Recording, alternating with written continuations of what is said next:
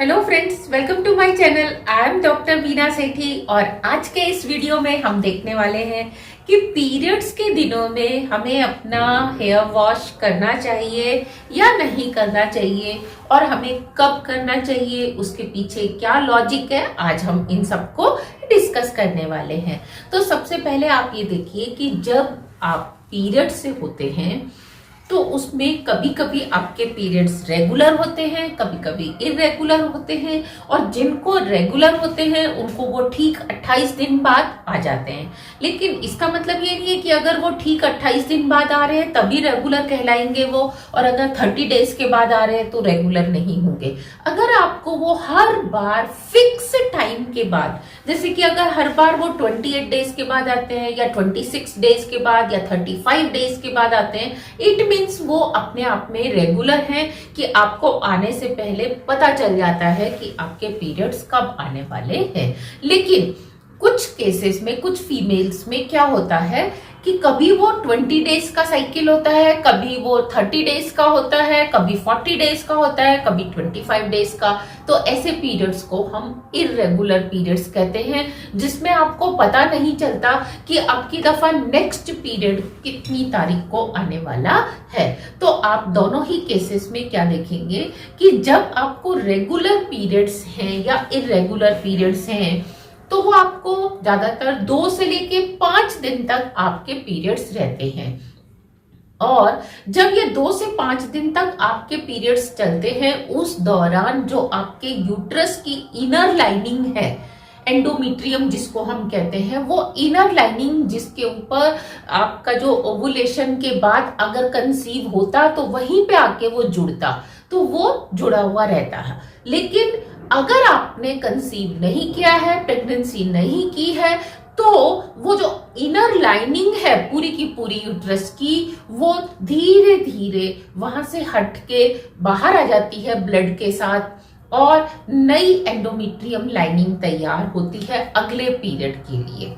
तो इस तरीके से उस लाइनिंग के हटने के कारण ही आपको पीरियड्स आते हैं। साथ में आपके जो 2 हार्मोन्स एस्ट्रोजन एंड प्रोजेस्टेरोन, ये आपके उस समय बहुत ज्यादा रोल प्ले करते हैं। अगर ये बैलेंस्ड है तभी क्या होता है, आपको पीरियड्स रेगुलर आते हैं। लेकिन आप अगर इस दौरान जैसे ही आपको पीरियड्स आए और आपने उसी दिन क्या किया, हेयर वॉश कर लिया, तो हेयर वॉश करते ही आपकी बॉडी का टेम्परेचर एकदम डाउन आ जाता है। और जब वो बॉडी का टेम्परेचर डाउन आता है तो हार्मोन्स का जो बैलेंस है वो एकदम बिगड़ जाता है। यानी कि अगर हार्मोन्स एक ही स्पीड से बन रहे थे और आपने अचानक इसको क्वेंच कर दिया, उसको रोक दिया, तो हो सकता है कि एक हार्मोन का जो फॉर्मेशन है वो अलग स्पीड से क्वेंच हुआ हो, दूसरे का कुछ अलग स्पीड से, तो दोनों बराबर क्वेंच हुए हो, दोनों का फॉर्मेशन बराबर रुका हो, ऐसा कोई जरूरी नहीं होता। तो आपके हार्मोन्स डिसबैलेंस होने का एक बड़ा कारण होता है कि आप पीरियड के स्टार्ट होते ही क्या करते हो, हेयर वॉश कर लेते हो, या दूसरे दिन आप हेयर वॉश कर लेते हो कि आपको पार्टी में जाना है। तो आपने ऐसा भूलकर भी नहीं करना, क्योंकि ऐसा करने से क्या होता है, आपके हार्मोन्स बिगड़ जाते हैं, आपकी बॉडी का टेम्परेचर एकदम कम आ जाता है।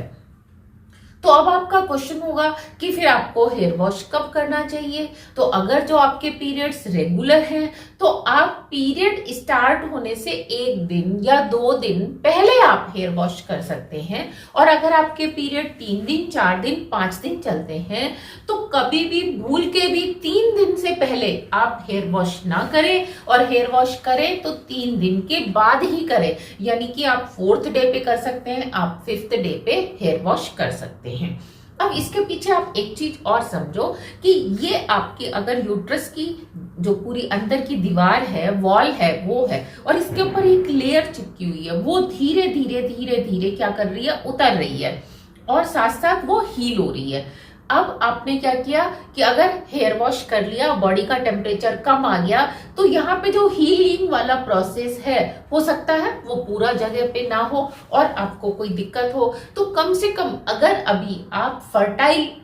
एज में है, यानी कि अभी आपके फैमिली कंप्लीट नहीं हुई है, आपको अभी लगता है कि आप 1 साल में, 2 साल में और 4 साल में आप प्रेगनेंसी करने वाले हैं, तो आपको भूल कर भी ये काम नहीं करना है कि पीरियड के स्टार्ट होते ही या 3 दिन से पहले आप हेयर वॉश कर लें। हाँ, अगर आपकी फैमिली कंप्लीट हो चुकी है,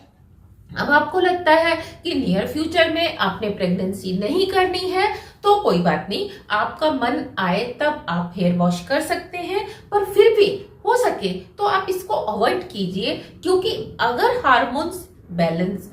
का बैलेंस बिगड़ता है तो उससे और कई कॉम्प्लिकेशंस आ जाती हैं। जैसे आपका पीरियड एक तो इरेगुलर हो जाएगा, दूसरा इससे आपकी जो फाइब्रॉइड्स हैं वो बनने स्टार्ट हो जाते हैं, कई बार कार्सिनोजेनिक प्रॉपर्टीज स्टार्ट हो जाती हैं। तो आपको मैं ये सारी चीजें नहीं डिस्कस करना चाहती, लेकिन मैं सिर्फ आपको एक ही बात बताती हूँ कि बॉडी का टेम्परेचर एकदम से कम आने से आपका जो हार्मोन्स का बिगड़ना है वो स्टार्ट हो जाता है, जिसके कॉन्सिक्वेंसेस कुछ भी हो सकते हैं। तो आप चाहे फर्टाइल डेज में है, फर्टाइल एज में है, या फर्टाइल एज को आप क्रॉस कर चुके हैं, यानी कि अब आपको नहीं चाहिए प्रेगनेंसी, तब भी हो सके तो आप 1 दिन पहले कर लें और या फिर 3-4 दिन बाद करें। लेकिन अगर आपका पीरियड का आपको पता ही नहीं चलता, कभी भी आ जाता है, कभी 20 दिन में, कभी 25 दिन में, तो आप पहले वाला हेयर वॉश तो कर ही नहीं सकते कि 1 दिन पहले आपने हेयर वॉश कर लिया, लेकिन आप कोशिश करके 3 दिन अवॉइड करके 3 दिन बाद आप हेयर वॉश को कंटिन्यू